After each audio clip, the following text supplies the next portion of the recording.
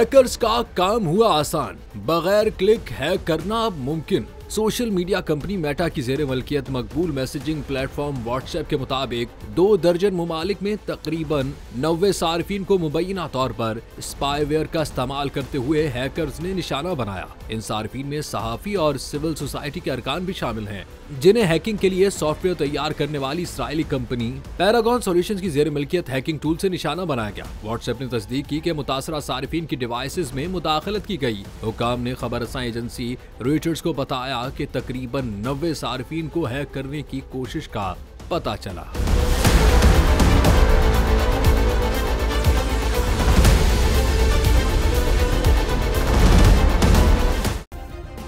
Subscribe करें और bell दबाएं ताकि कोई खबर रह न जाए।